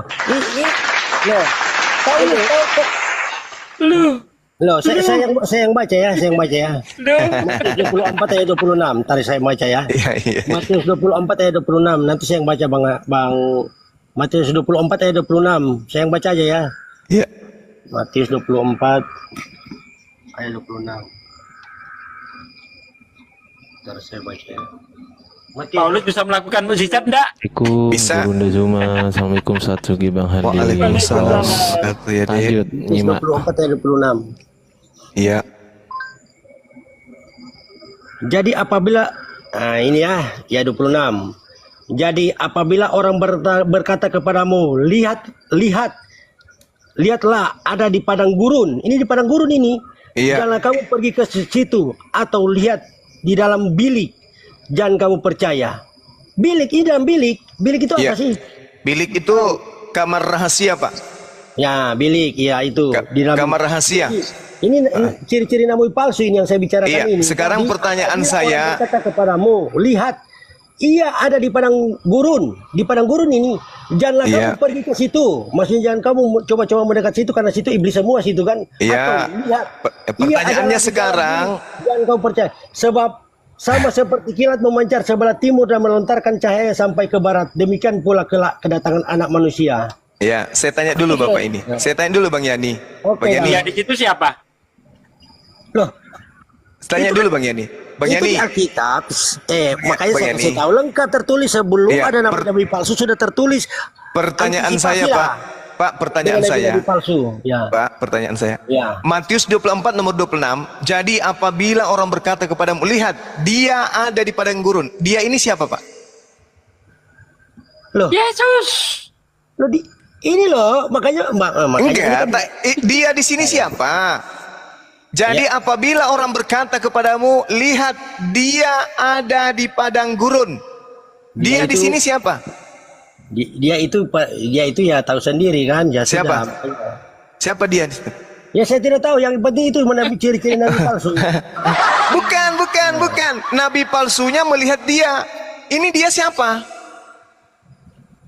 Ya dia itu. Nggak tahu Siapa? saya. Loh. Tunggu Pak, tunggu. Ya. Maksudnya Pak, nabi palsunya melihat dia. Si nabi palsu melihat dia, itu siapa? Dia nggak tahu. Maksudnya ini saya bacakan lagi makanya. Ya, baca, silakan. Saya baca lagi. Tenang. Ya, Habis itu ada lagi. Ya, silakan. Dia di sini Yesus, Pak. Saya bocorkan, Pak. Dia di sini Apabila Yesus. orang berkata kepadamu, lihat, Yesus ada di padang gurun. Yesus ada di padang gurun. Entah dia Yesus ke siapa saya tidak tahu. Yesus, Pak. Yesus, Pak di sini. Yesus ini. Baca terjemahan Yesus yang tidak pernah lebih di tua, padang Pak. gurun. Terjemahan TSI, Anda baca TSI 2014. Yesus tidak pernah ada di padang gurun, Bang. Nah, berarti Paulus bohong. Tidak di padang. Waktu ke Damsik itu lihat Yesus. Waktu dia ke Damsik, Kisah Para Rasul 22 nomor 8, siapa yang ditemui di situ, Pak? Dia nak pergi ke padang gurun dan bilik situ, itu aja. Dengar dulu, Pak, dengarkan saya. Ketika Yesus menuju ke padang gurun, diceritakan dalam Kisah Para Rasul 9 dan Kisah Para Rasul 22. Di situ Paulus bertemu dengan dia. Maka dia bertanya, "Siapakah engkau, Tuhan?" Kata dia, "Akulah Yesus, manusia dari kota Nazaret yang kau aniaya." Tergenapi ya. Tadi Nabi dari Yerusalem. Sekarang dia bertemu di padang gurun. Padahal Yesus berkata, dengar Pak, Yesus berkata, "Janganlah kamu pergi ke situ." Dan atau dia mengatakan, "Lihat, Yesus ada di dalam bilik. Jangan kamu percaya." Apa bahasa yang cocok dalam bahasa Yunani bilik? Temeion, bukan taimeong, Pak ya, bukan taimeong, tapi temeion. Artinya kamar rahasia atau kamar pribadi. Ketika Paulus menulis surat, Pak, itu dia menulis surat di mana? Misalnya suratnya yang ditulis di dalam pengetahuan kita semua ya, bahwa Paulus menulis Filipi, menulis Korintus, kemudian dia menulis lagi Efesus, kemudian banyak surah-surah seperti Roma, surat Roma, surat Filipi, surat Korintus, apalagi Efesus. Ini ditulis di dalam kamar pribadi, Pak. Kamar pribadi. Apa itu bilik? Bilik apa? Bilik penjara. saya gini, 30 detik. 30 detik, Pak. Paulus menulis buku Filipi, buku Korintus, buku Roma, buku Efesus. 4 buku Paulus tulis di dalam bilik penjara. Pertanyaannya, siapa yang menemui Paulus di dalam bilik penjara? Pasti Yesus. Karena dia mengatakan di Galatia 1 bahwa aku memberitakan Injil yang kuberitakan bukan dari manusia, tetapi dari Yesus Kristus. Nah, dia mengaku bertemu Yesus di bilik. Jadi berarti Yesus nabi palsu, maksudnya begitu. Paulus, Pak, yang nabi palsu. Karena dia mengaku bertemu dengan Yesus di padang gurun pada saat menuju ke Damsik dan pada saat dia di dalam bilik penjara. Dia mengaku bertemu Yesus. Oke, itu dari itu dari Bang Juma. Sekarang satu lagi Bang Juma, satu lagi. Udah ya, dari Yerusalem tergenapi Paulus, yang kedua di Damsik. Oke, satu lagi. Paulus dalam bilik penjara tergenapi Paulus, dan yang paling dahsyat kemudian hanya pengikut Paulus lah, Pak, yang membuahkan buah-buah menyembah Yesus, memanggil Yesus Tuhan, bermujizat nama Yesus, mengusir setan demi nama Yesus, bernubuat pakai nama Yesus. Hanya murid-murid Paulus yang menggenapi itu. Jadi batang yang dimaksud adalah batang yang membuahkan agama Kristen. Masih ada lagi? Masih ada satu. Oke, satu terakhir. Bang Juma hanya orang tingkat tinggi yang paham ini. Iya, silakan. Ya, silakan. Ini di dalam 2 Petrus 2 ayat 4. 2 Petrus 2 ayat 4. Coba. Itu. Baik. Itu nabi siapa itu? Maksudnya nabi apa, masih Paulus kah? Oke, baik. Sebagaimana nabi-nabi palsu yang dulu tampil di tengah-tengah umat Tuhan, demikian pula di antara kamu akan ada guru-guru palsu. Mereka akan memasukkan pengajaran-pengajaran sesat yang membinasakan. Bahkan mereka akan menyangkal penguasa yang menebus mereka. Dan dengan jalan demikian segera mendatangkan kebinasaan atas diri mereka. Banyak orang yang mengikuti cara hidup mereka yang dikuasai hawa nafsu. Dan mereka jalan kebenaran akan dihujat. Karena keserakahannya, guru-guru palsu itu akan berusaha mencari untung dari kamu dengan cerita-cerita isapan jempol mereka. Tetapi untuk perbuatan mereka itu dihukum oleh telah lama tersedia dalam kebinasaan dan tidak tertunda. Yang keempat, sebab jikalau Tuhan tidak menyayangkan malaikat-malaikat yang berbuat dosa, tetapi melemparkan mereka ke dalam neraka, dan dengan demikian menyerahkan ke dalam gua-gua yang gelap untuk menyimpan mereka sampai hari penghakiman. Apa yang Anda ingin sampaikan di sini? Itu di 2 Petrus berapa itu yang saya baca tadi Bang Juma? Yang terakhir saya baca, sebab jikalau Tuhan tidak menyayangkan malaikat-malaikat yang berbuat dosa, tetapi melemparkan mereka ke dalam neraka, dan dengan demikian menyerahkan ke dalam gua-gua yang gelap untuk menyimpan mereka sampai hari penghakiman. Itu gua enggak pernah itu di gua masuk di gua. Siapa yang masuk di gua? Oke, baik. Oke. Yesus mayatnya disimpan di mana, Pak, sebelum menjadi Tuhan? Tidak gua, lain gua itu. Hah? Itu Yakin? gua. Yakin? Yesus tidak dikuburkan di goa. Yesus di goa-goa yang gelap. Itu kan yang Yakin? Yakin, Pak, sebelum dia menjadi Tuhan dia dimasukkan ke dalam gua dulu kan? Benar nggak? Tapi gua yang terang, yang saya bicarakan ini gua yang gelap. Gua yang terang apa? Orang ditutup pintunya kok gua yang terang. Yang namanya gua, Pak, itu pasti gelap. Dan Anda harus baca Yohanes 19, Matius 26, Matius 27, Markus 15, dan Lukas 23. Yesus itu dikuburkan dalam gua milik Yusuf Arimatea. Itu satu, Pak, ya. Nah, sekarang mari kita pendalaman materi. Pendalaman teks kita, Pak. Pendalaman materi. Nomor 1, 2 Petrus 2 ini, sebagaimana nabi-nabi palsu dahulu tampil di tengah-tengah umat Elohim. Di tengah-tengah siapa? Umat Elohim. Siapa umat Elohim, Pak? Yerusalem, Bani Israel. Demikian pula di antara kamu. Kamu ini siapa, Pak? Kamu di sini siapa? Bani Israel. Di antara kamu Bani Israel akan ada guru-guru palsu di tengah-tengah Bani Israel. Makanya diterangkan di dalam 1 Yohanes 2 nomor 18 19 bahwa memang antikristus itu berasal dari tengah-tengah kita. Benar ya? Benar, Pak, ya? Ini saya bacakan saya bacakan tadi 2 Petrus 2 ayat 4. Anak-anakku, waktu ini adalah waktu terakhir, dan seperti yang telah kamu dengar, seorang antikristus akan datang. Sekarang telah bangkit banyak antikristus. Itulah sebabnya, itulah tandanya bahwa waktu ini adalah benar-benar waktu terakhir. Memang antikristus itu berasal dari antara kita. Jedar. Udah, Pak, ya, semua. Masih ada lagi? 2 Petrus 2 ayat 4 ini bunyinya begini. Oke. Kembali lagi situ. Oke. Sebab jikalau Allah tidak menyayangkan malaikat-malaikat yang berbuat dosa. Ini coba disimak ya.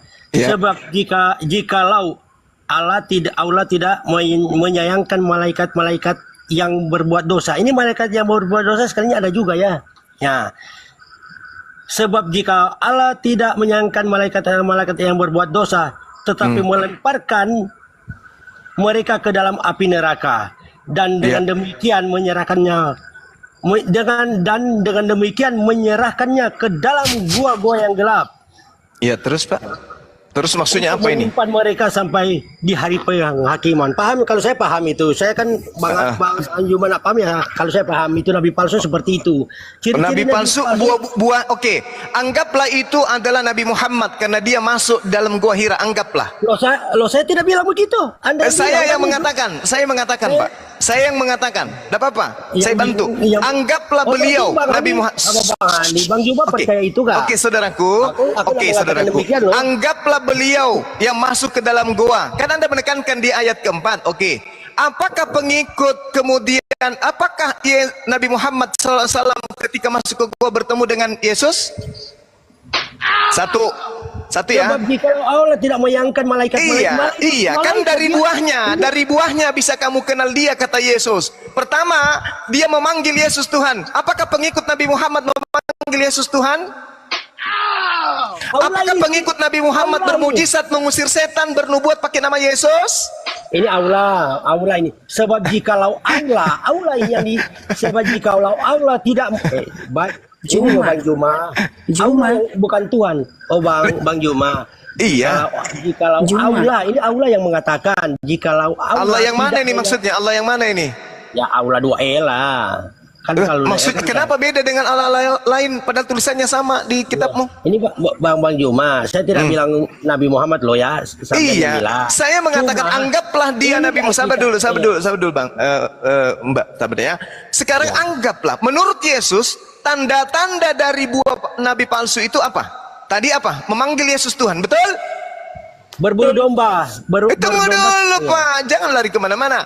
Kalau Anda mengatakan masuk ke goa itu berdasarkan dengan tuduhan saudara, berarti Elia yang ke surga juga itu adalah dibawa oleh setan gitu. Satu Raja-Raja 19, dengarkan. Dengarkan Pak. Satu Raja-Raja 19 nomor 9. Di sanalah masuklah Elia ke dalam sebuah goa dan bermalam di situ. Maka firman Tuhan datang kepadanya, apa kerjamu di sini hai Elia? Apakah yang datang ke Elia ini setan?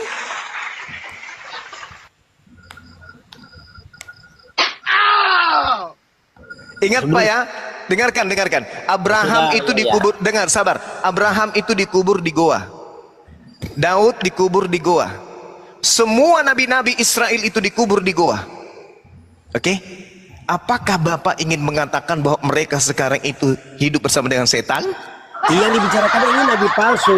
Iya, nabi palsunya. Oke. Anda kan mengatakan yang masuk ke goa itu nabi palsu, berarti Elia tadi nabi palsu.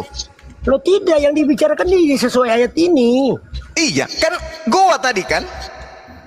Goa yang gelap dengan malaikat. Ada satu malaikat ini, makanya kan aula menyayangkan malaikat. Elia bukan berbuat dosa. Ini Elia satu Raja-Raja 19 nomor 9. Ini siapa ini yang datang ke gua? Ayat ini mah gini loh, Bang Juma, ayat ini malaikat itu berdosa dan dia buang ke gua yang gelap. Ini iya saya tahu. Memang ada goa yang terang, Pak. Ada goa yang terang. Ya, goa yang gelap dan di dalam goa yang gelap itu yang terdapat nabi-nabi palsu. Baik. Makanya sekarang Adinda Ardiansa boleh tunjukkan goa Hira? Gelap tidak goa Hira? Bukan. Itu gelap. Semua goa gelap. Cuma ini yang untuk tanda-tanda Dinda Ardiansa tidak monitor ya, sayang sekali. Oke. Nabi palsu. Aman aja baik. Ya, Pak.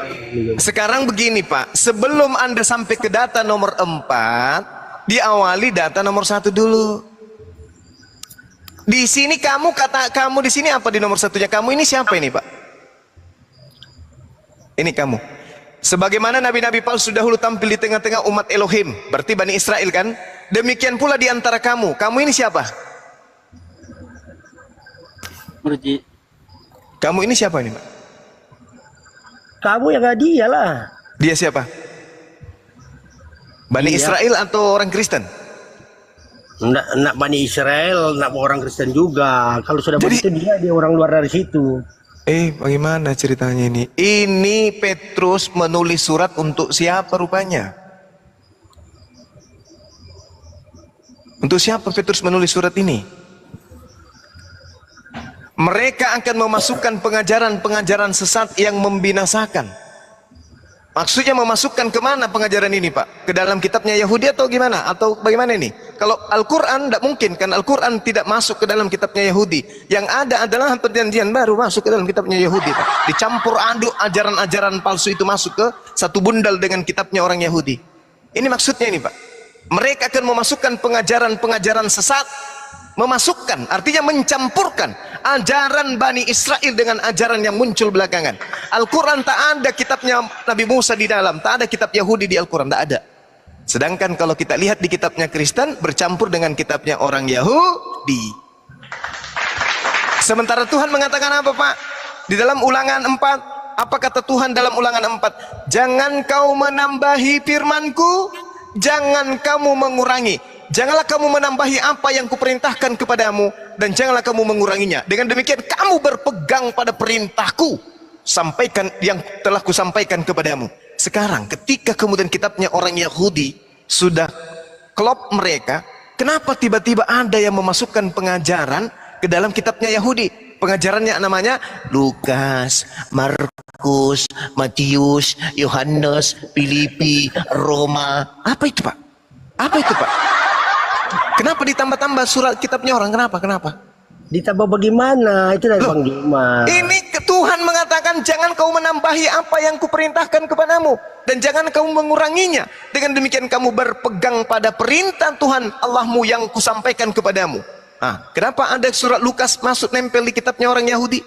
Di kitabnya Nabi Musa. Kenapa Markus juga ada? Kenapa Yohanes juga ada? Kenapa 14 buku-buku dari Paulus juga ada? Padahal Tuhan mengatakan jangan kau tambah. Ini banyak ya. Tadi Anda membawa Petrus kan jelas kubacakan. Jangan, dia akan memasukkan pengajaran-pengajaran palsu kan. Mereka sang nabi palsu akan memasukkan pengajaran-pengajaran sesat. Saya bicara nabi palsu, ini bukan Petrus. Sama, saya juga membicarakan nabi-nabi palsu Pak. Nabi-nabi palsu akan memasukkan pengajaran-pengajaran sesat yang membinasakan. Memasukkan kemana? Ke Al-Quran tidak mungkin. Kemana? Memasukkan kemana? Ke kitabnya Yahudi. Sekarang siapa yang menambah kitabnya Yahudi? Begini loh Bang Juma. Pertanyaan saya sederhana Pak. Siapa yang memasukkan pengajaran-pengajaran ke dalam kitabnya Yahudi? Islam atau Kristen? Nabi palsu itu di luar Kristen, agama lain di luar Kristen. Nabi palsu baca Matius 7 dari buahnya. Dari buahnya itu di Kristen buahnya. Terus, kenapa tadi kamu bilang Kristen itu biarlah binatang? kutuk Tuhan menimpa siapa. Kenapa? Kamu bilang tadi Kristen itu binatang. Jahat sekali kamu ya. Yesus yang mengatakan itu. Sekarang itu saya tanya. Ayat kamu pelintir-pelintir. Sekarang saya tanya kepada ibu. Biar aja Mbak Anggun. Biar aja dia bilang binatang. Masa kamu bilang Kristen itu binatang? Sekarang saya tanya kepada ibu. Yesus mengatakan orang yang percaya kepada dirinya di luar Yahudi dengan sebutan apa? Kamu itu pintar mempelintir Alkitab. Oke, ayat baik. Nah, Kita baca. Tujuan ayatnya itu beda. Kita baca dalilnya. Kita baca dalil. Sakit hati kamu bilang itu Kristen binatang, tahu nggak? Yang digelari selama ini domba siapa? Yang digelari domba selama ini siapa? Kalau Islam dibilang binatang, mau nggak? Mana ada Islam digelari domba? Kristen digelari apa? Menggelari dirinya dengan domba itu siapa? Itu dijaga, dikutuk. Saya tanya yang menggelari dirinya binatang, domba siapa? Mulut binatang. Siapa yang menggelari dirinya sebagai anak domba? Puasa minta sujud-sujud. Minta suci tapi mulutmu binatang. Siapa yang mengatakan Yesus sebagai anak binatang dan siapa yang mengatakan dirinya sebagai anak domba? Saya tanya dulu. Domba itu binatang atau bukan? Kamu binatang, ngomong yang sombong banget kamu itu. Kamu bilang Kristen binatang, Yesus kamu kata-katain. Kamu katain sendal lah, apalah, kambing lah, binatang lah. Siapa yang Juma sudah jadi ladeni juga perempuan. Ada kamu itu. Yohanes 1 nomor 29, Yesus adalah binatang. Memang mulutmu itu mempelintir ayat Alkitab pintar banget. Yohanes 1 nomor 29, Yesus adalah binatang. Sama aja semua pengikutmu itu. Bu, istighfar. Yohanes 1 nomor 29 menyebut Yesus sebagai binatang. Makanya itu direpot mulu kan karena mulutmu itu kotor. Nakal ibu ini, tidak mau mendengar. Kamu nakal, udah tua. Nakal. Kalianlah yang memfitnah Yesus dengan menyebut binatang. Yohanes 1 nomor 29. Inilah anak binatang yang akan menghapuskan dosa dunia, anak domba katanya. Loh, kok jadi saya yang salah? Terus kalian mengaku pendeta kalian itu gembala dan kalian adalah kamu nggak ngerti domba. Baca Alkitab, kamu pelintir-pelintir, nggak cocok dari mulutmu itu udah keluar. Apa yang saya pelintir? Yang saya pelintir mana? Buktikan. Pantaslah kalian itu melihara jin. Pengakuannya jin dipelihara. Yang memelihara jin siapa? Yang memelihara salib siapa? Lah itu kamu yang ngomong. Loh, yang memelihara salib siapa? Katanya Siapa yang memelihara salib? Melihara jin, ada jin baik. Mana ada jin baik? Dari mana ceritanya? Ada jin baik. Gak ada jin. Memang jin bagi Kristen. Di mana di Bible mengatakan jin itu tidak ada yang baik? Di Quran katanya jin baik. Di mana di Biblemu bercerita tentang jin? Di mana di Biblemu bercerita tentang jin? Kamu nggak tahu jin karena kamu adalah jinnya. Kamu lah jinnya, mulutmu kualat nanti loh. Belum waktunya kamu terkutuk itu. Sang Loh, Yesus sudah dulu terkutuk. Apa yang kamu omongin sekarang? Kalian lebih dulu mengutuk Yesus. Diam. Kamu yang Kamu nggak mengutuk ngerti ayat Alkitab, agamamu, diam yang kamu. mengutuk Yesus. Di Agamamu sini- itu kurang kerjaan. Kenapa anak Tuhan dikutuk? Ada apa? Kami yang memuliakan beliau, kamu yang mengutuk beliau. Kami yang memuliakan Abraham, kalian yang mengutuk Abraham. Gak sadar kalian? Kalian mengaku sebagai anak domba. Domba itu binatang. Giliran ditanya sebagai domba, kamu fitnah saya yang menentang kau binatang. Kau itu beriman tapi buta. Kitab Al-Quran itu tidak ada. Semua isi Al-Quran dari Alkitab. Nenekmu kiper. Enggak. Nenekmu kiper. Itu dari mulutmu ketahuan kamu itu orang Coba. yang jahat. Oke, sekarang saya bacakan. Alif Lam Mim. Zalikal kitabul la raiba fihi hudal lil muttaqin. Di mana dituliskan di Bible itu? Di mana? Tunjuk. Nakal ini, tukang tipu, sudah nyembah manusia terkutuk, nipu lagi. Ayat kedua, alladzina yu'minuna bil ghaibi wa yuqimuna shalah wa mimma razaqnahum yunfikun. Di mana di Bible? Di mana di Bible tertulis kayak gitu? Nenekmu yang kiper. Di mana? Di mana? Nenekmu kiper, nenekmu yang kiper. Dasar nyembah manusia terkutuk. Kamu itu terkutuk mulut nanti dengar suatu saat. Alladzina yu'minuna bima unzila ilaika wa ma unzila min qablik wa bil akhirati hum yuqinun. Di mana di Bible itu? Biblemu itu bahasa Yunani. Ambil dari kitabnya Yahudi, masuk ke Indonesia, jiplak-jiplak terjemahan Al-Quran. Sampulnya kitabmu itu Bible, dicuri dari Al-Quran, maka disebutlah Al-Kitab. Ulaika ala hudam min rabbihim wa ulaika humul muflihun. Di mana di dalam kitabmu ayat begitu? Di mana dalam kitabmu? Besok kamu puasa. Di mana dalam kitabmu ada ayat Malamnya begitu? berpuasa. Di mana? Hei, keturunan agama penjajah, di mana? Kau pengikut Nabi agama palsu penjajah itu datang diwariskan nuduh di sini. Cuma Turunin aja bajunya, gak ada gunanya ya, diturunin ya. Turunin. Sampah, turun. Kamu sampah. Curhat. Kau Semua ceboki keluargamu suamimu itu yang kena stroke. Udah, Turun. cukup. Semua yang ada dalam Al-Quran itu adalah ngambil dari Alkitab. Gak malu sebut Alkitab. Kata Alkitab diambil dari Al-Quran. Gak malu. Oke, teman-teman, kitab babat habis terkait dengan nabi palsu. Materinya bab 11. Ada berapa data yang dibawa tadi, teman-teman? Data apa tadi saja yang diambil itu, Yang diambil tadi yang terakhir apa tadi? 2 Petrus 2 kan? Nomor 4, kitab babat. Lari lagi dia ke Yeremia 23, kita habisin. Kemana lagi tadi? Matius 7, kita habisin.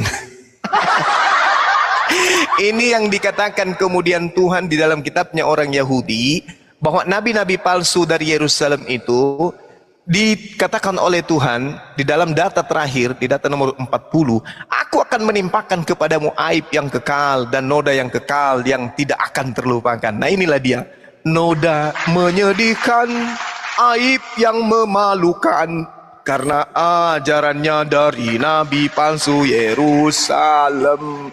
Yeremia 23 nomor 40, ajaran nabi palsu ini akan menjadi aib yang ditimpakan sebagai aib kekal dan noda yang kekal yang tidak terlupakan.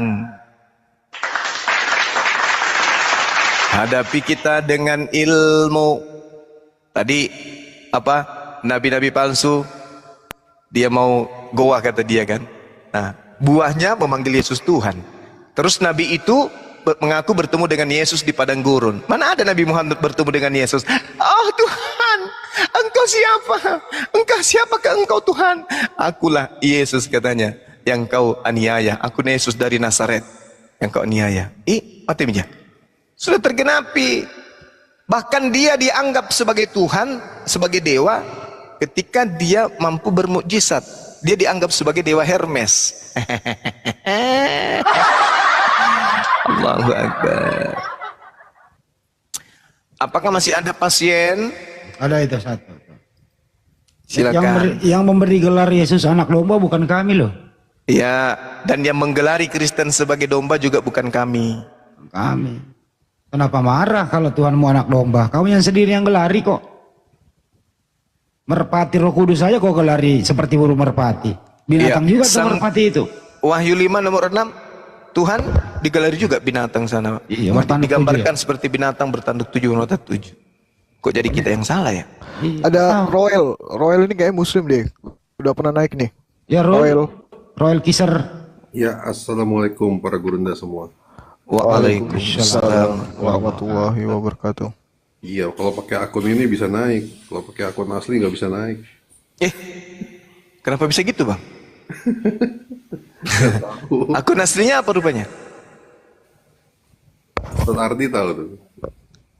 Jadi aib yang kekal itu adalah gelar dombi. Ayolah diskusi baik-baik. Jangan marah-marah. Mantan Oten. Ayo mantan Oten. Saya mau ngobrol sedikit sama Bang Zuma kalau boleh.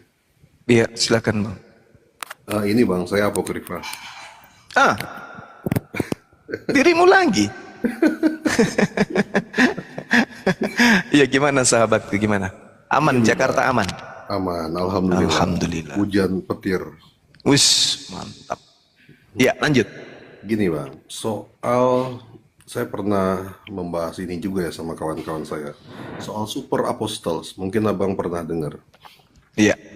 Super Apostles. Nah ini perpecahan antara si Paulus dengan Petrus, John, dan satu lagi siapa tuh? Lukas. Barnabas. Enggak, Barnabas jadi temennya Paulus. Tapi pecah juga dia, pecah kongsi. Pas kedua kalinya pecah akhirnya. Nah itu Bang, kita kasih paham nih Bang pada para netizen nih Bang, soal perpecahannya itu sampai si Paulus itu dibotakin. Ya. Nah kalau bisa kasih pencerahan ke kita nih biar ya dapat ilmunya dari Abang. Jadinya kita menolak nanti Bang. Habis nggak ada lawan bagaimana? Kita tunggu aja lawan kita, baru kita bahas ini. Siap.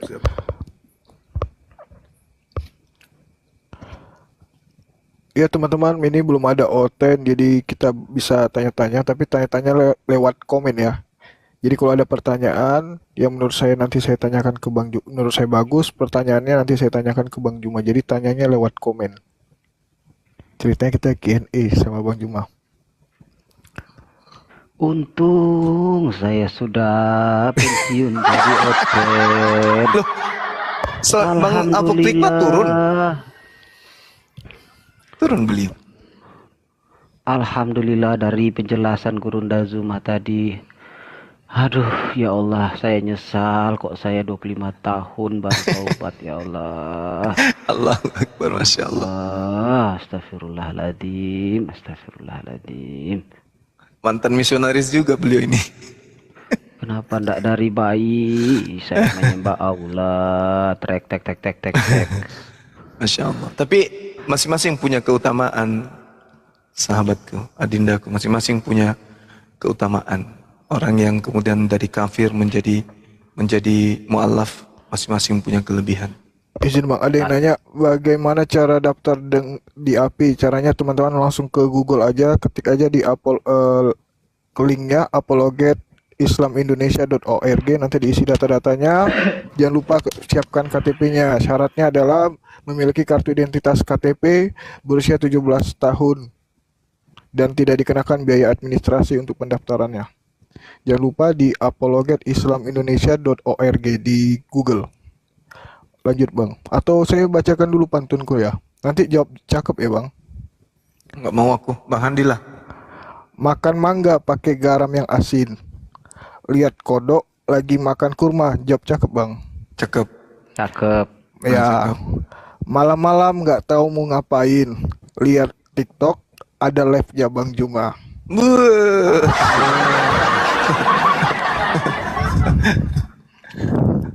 Allahu Akbar. Ya sambil nunggu Oten, belum ada Oten nih kulihat. Teman-teman yang ada pertanyaan silahkan tanyakan di komen ya. Ntar aku bacakan pertanyaannya apa. Kalau pertanyaannya menarik.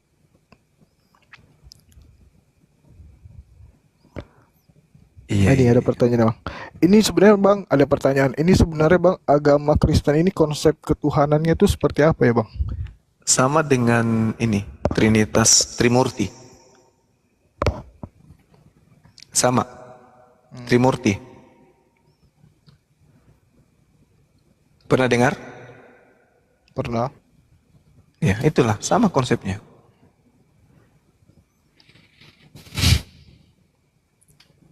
Jadi ada Tuhan Bapa Brahma, ada Krishna, ada Shiva.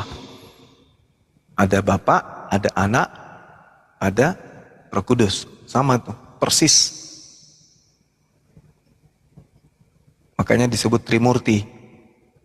Trimurti. Bukan trikekwek. Kalau di konsep Trimurti itu kan 3 dewa. Yang pertama itu adalah Dewa Brahma, kemudian Dewa Wisnu, kemudian Dewa Shiva. Nah, Wisnu ini nanti yang kemudian berinkarnasi menjadi manusia, Krishna. Seperti itu. Sama kan? Terus ada pertanyaan lagi, apakah Kristen sama Nasrani itu beda bang? Pada dasarnya kemudian dari aliran Nasrani pengikut Nabi Isa inilah yang kemudian menyelewengkan ajaran Nabi Isa itu sendiri.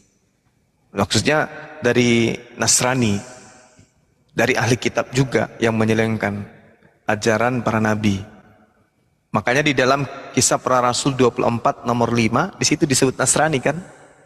Paulus itu. Iya kan? Makanya di dalam Kisah Para Rasul 22 nomor 8, siapakah engkau Tuhan? Dibantah oleh Yesus. Ketika dipanggil Tuhan oleh Paulus, Yesus mengatakan, oh no, aku adalah Yesus, manusia dari Nazaret. Kan Paulus bertanya tuh, siapakah engkau Tuhan? Yesus mengatakan, aku adalah Yesus, manusia dari Nazaret. Bukan dikatakan akulah Tuhan, enggak. Tapi dikatakan akulah Yesus, manusia dari Nazaret yang kau aniaya. Jadi dibantah kan? Siapa Yesus menurut Yesus? Yesus menurut Yesus adalah manusia dari Nazaret. Mana dalilnya? Kisah Para Pewarta 22 nomor 8. Kalau ada yang bertanya, pernahkah Yesus membantah ketika dia dipanggil Tuhan? Pernah. Mana dalilnya? Kisah Para Rasul 22 nomor 8. Apa bunyinya? Paulus memanggil dia Tuhan. Siapakah engkau Tuhan? Jawab Yesus, akulah Yesus, manusia dari Nazaret. Kenapa dikatakan manusia dari Nazaret? Karena dikatakan Nazoraios. Artinya warga dari Nazaret. Warga pasti manusia dong. Jadi Yesus mengatakan, akulah manusia dari Nazaret, bukan Tuhan. Gitu ya teman-teman. Terus ada pertanyaan selanjutnya. Apakah Bang Zuma tahu kenapa orang Kristen itu dilarang baca Barnabas? Karena kitab Barnabas itu mengajarkan tentang bagaimana, salah satunya adalah Yesus menikah. Sama dengan Injil Filipus. Filipus juga menceritakan Yesus menikah, maka ditolak. Gurunda, saya sudah masuk Islam, jangan dituduh-tuduh gitu dong. Beliau ini harusnya, kalau kita melihat Bible di dalam Yohanes 1 ya, Yohanes 1 itu yang dipanggil untuk mengajarkan penginjilan itu sebenarnya adalah Filipus, bukan yang lain. Di dalam Yohanes 1, di situ dikatakan di data nomor 43. Di data 43, Yesus melihat Filipus. Filipus bertemu dengan dikatakan begini, keesokan harinya Yesus memutuskan kemudian berangkat ke Galilea. Yesus bertemu dengan Filipus dan Yesus berkata kepada Filipus, ikutlah denganku. Nah, apa yang diajarkan Yesus ketika sampai di tanah Galilea? Kita lihat tadi ya, di dalam Yohanes 1 nomor 43, pada keesokan harinya Yesus memutuskan pergi ke Galilea. Setelah sampai di Galilea, apa yang diajarkan oleh Yesus? Kita lihat di dalam Markus 1 nomor 14. Apa yang diajarkan oleh Yesus di sana? Coba teman-teman lihat. Sesudah Yohanes ditangkap, datanglah Yesus ke Galilea memberitakan Injil Allah.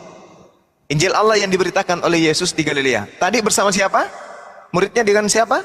Yang dipanggil ke Galilea? Filipus Kristen. Nah, ini adik saya. Nah, lalu kemudian kita lihat dalam Kisah Para Rasul 8, diajarkan kemudian oleh Filipus mengajar di Kisah Para Rasul 8, Filipus mengajar di Galilea. Apa yang diajarkan Filipus di Galilea?